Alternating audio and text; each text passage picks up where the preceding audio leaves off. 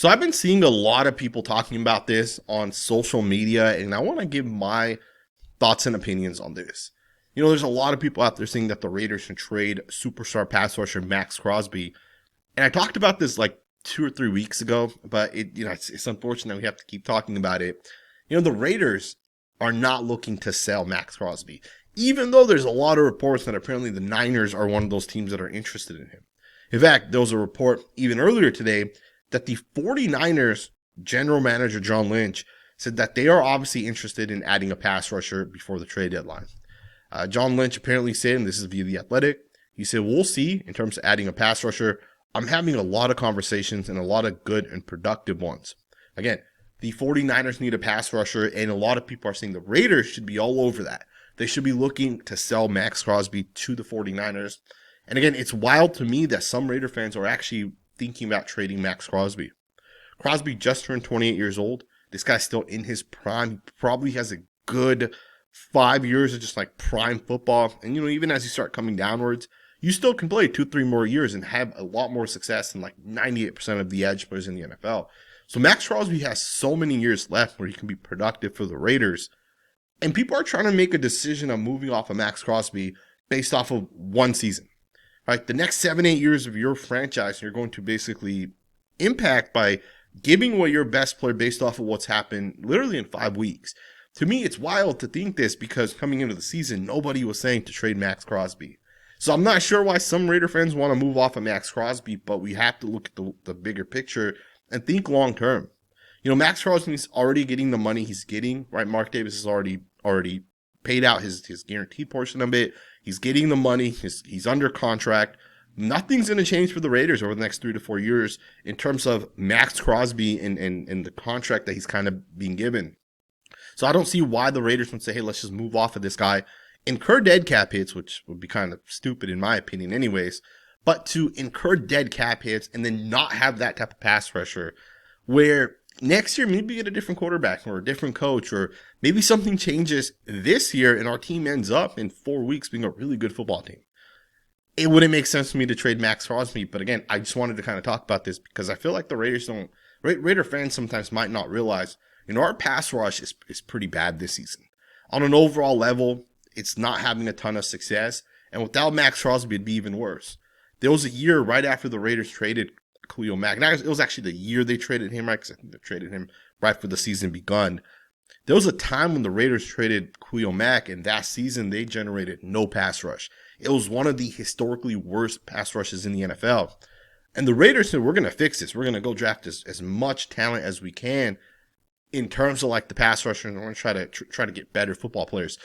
And to me, the Raiders would be that type of defensive line if Maxx Crosby was not here. And I'm not saying it's guys that can't have success, but like if you can double team Adam Butler on every play or Malcolm Koonce when he's out there, there's no other guy that the Raiders have that can effectively pass rush.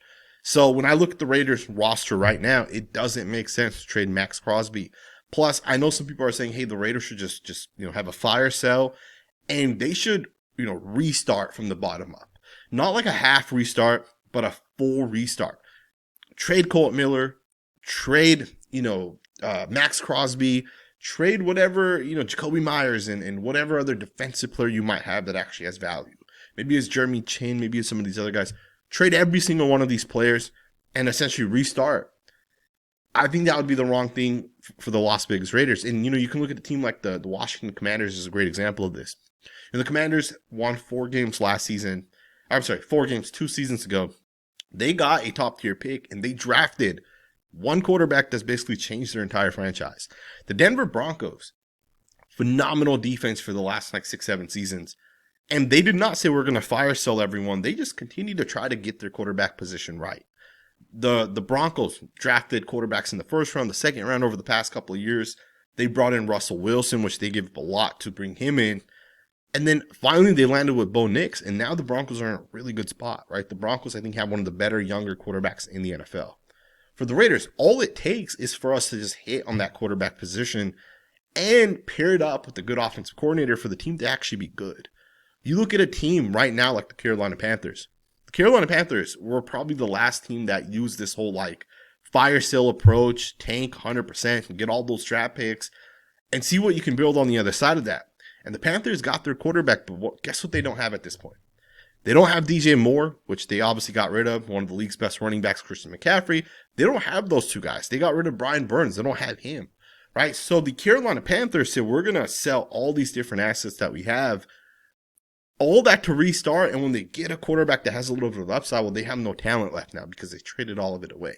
I know the Panthers have started to like rebuild, and they got some good pieces on that team. Restarting, selling everything doesn't always work out, right? I think for the Raiders, don't trade Maxx Crosby. That wouldn't obviously make sense. Keep the players you have, keep the talent you have, and let's try to actually have a little bit of success this season. I saw a report about the Raiders being quote-unquote mildly concerned about Geno Smith.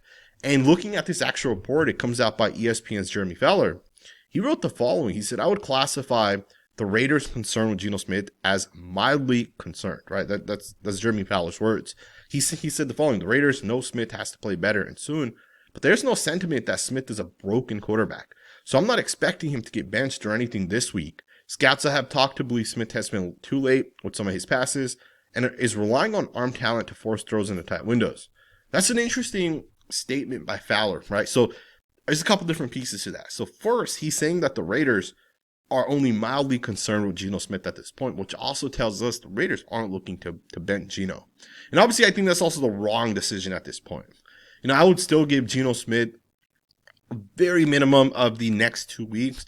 I wouldn't even consider making a decision until the bye week comes. Right? If Geno Smith throws 5 or 6 interceptions over the next 2 weeks, at that point you can consider going with Kenny Pickett. Why don't you give him the bye week? He comes back on the other side of that bye. That could make sense for the Raiders, but right now, I don't even think you should be thinking about it. You should be hoping that Geno can potentially turn it around. Now, another thing Fowler also says, which I think is a really interesting point, he's saying that scouts that he's talked to believe Smith has been too late with the ball this season, and he's relying on arm talent to force throws into tight windows. One of the things I've personally noticed with Geno Smith is he is definitely trying to force passes into tight windows. And it is leading to interceptions. It's leading into tip passes. Maybe Geno Smith doesn't realize that, hey, the arm talent you had 3 or 4 years ago, you don't have that anymore. Your arm talent's been declining over the past couple of seasons, which could explain why he struggled last year. And it could also explain why he's struggling right now, right? To me, when I look at a guy like Geno Smith and I look at the struggles that we're kind of seeing, you can almost make the argument maybe the arm is not as good as what it once was, because we are trying to see him and fit passes into tight windows, and he is struggling because of that. But I do find this article interesting because the Raiders are only mildly concerned with Geno Smith right now, and I think that's exactly where they should be with this quarterback. Let's not overreact based off of some of what we've seen over the first 5 games. Remember, this is a brand new, you can almost say brand new roster, especially on the defensive side. You get a whole new defensive scheme. You get a whole new group of guys on the defensive side. Even on the offense, JPJ was our center last year. He got flipped over to the right guard position. Meredith was a guard. He's now playing center for the first time. You got guys like Dante Thornton and Jack Bech coming in. You have a whole new offensive structure with Chip Kelly. Let's give it time and let's see how things kind of develop. The fact that the Raiders are only mildly concerned, I'm okay with it. I think it just makes sense at this point. But I do also want to talk about something that I actually just saw. This was something that Patrick Graham, the Las Vegas Raiders defensive coordinator, was actually asked. And, the way he answered it, I don't know. It kind of made me feel like he almost feels like he doesn't agree with what's kind of happening right now, right? He was asked about Jermaine Pratt. I'm going to let you guys listen into this, and then we'll just talk about this on the other side. What was your reaction to the team moving on from Jermaine Pratt? Just, again, there's, Coach already talked about that. So, love having good players around. And then it is what it is when we make decisions. So there you guys have it, right? Basically, Patrick Graham almost said something. He stopped himself and then said, hey, Coach has already kind of talked to you guys about this. He said, I love having good players, but, it is what it is when you're making these decisions. Based off of what Patrick Graham had to say right then and there when he was asked about Jermaine Pratt, it almost makes me feel like he doesn't agree with the decision. He doesn't agree with the fact that the Raiders released Jermaine Pratt. And more than that, it could also mean he doesn't agree with how the Raiders were trying to use Jermaine Pratt, which I'll talk about that here in a second. But what Patrick Graham had to say about Jermaine Pratt almost makes me feel like he may have thought the same type of things when the Raiders said, hey, we have a guy in Ja'Cory Bennett that doesn't fit our scheme, so we're gonna trade him. Hey, we have guys like Jack Jones, super, super talented, but we're going to trade him, or we're not going to re-sign him. We're not going to bring him back because we rather have those 6'3" corners, right, that are tall and long and lengthy and big. We have Trayvon Merritt. We have Marcus Epps. We have Robert Spillane and Divine Diablo. Diablo, pretty sure was, I don't think he was handpicked by Patrick Graham. I think he came the year before Graham. But in the 3 years that Graham had Divine Diablo, Diablo was supposed to be the starter in all 3 years. He was technically the starter. He had some injuries, but it almost seems like Patrick Graham had his group of guys that he liked. He thought could be molded into a good defense. And it almost seems like, just like Jermaine Pratt, every other one of these other guys that were kind of moved was not really on Patrick Graham. Patrick Graham didn't necessarily want to make that decision. I get that just from what Patrick Graham says in that conversation. And maybe I'm overreacting. Maybe Graham loves the fact that they got rid of all those guys. But I'm going to be honest with you guys, man. I was thinking about this literally earlier today.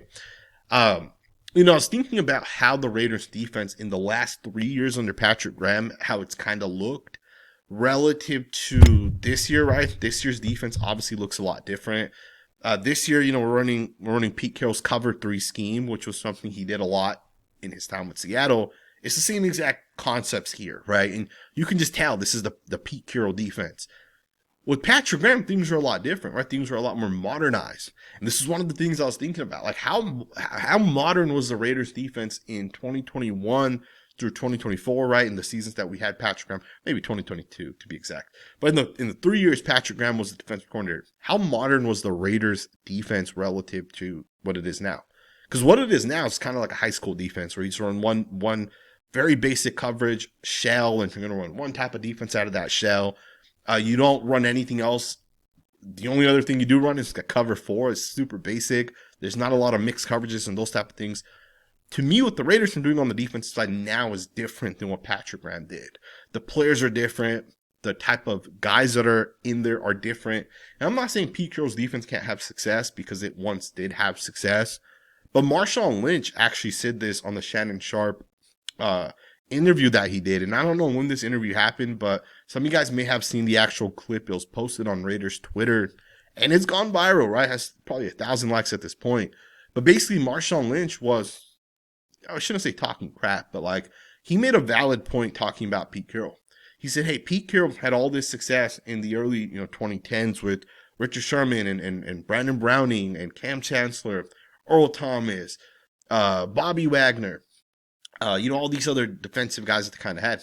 He had all this success with those guys, and then Pete Carroll in 2017, he wants to recreate that defense that he had. So instead of saying, hey, we have Devin Witherspoon, a top 10 corner potentially, instead of saying we have, Tariq Woolen, a top 10 corner potentially, instead of saying we have all these talented football players, what Pete Carroll wanted instead was Richard Sherman again. What he wanted was Cam Chancellor again. So instead of saying, hey, we have these group of guys, let's try building the best defense around this group, what he wanted was to mold these guys into a previous group. He wanted the Richard Sherman and Cam Chancellor type of defense.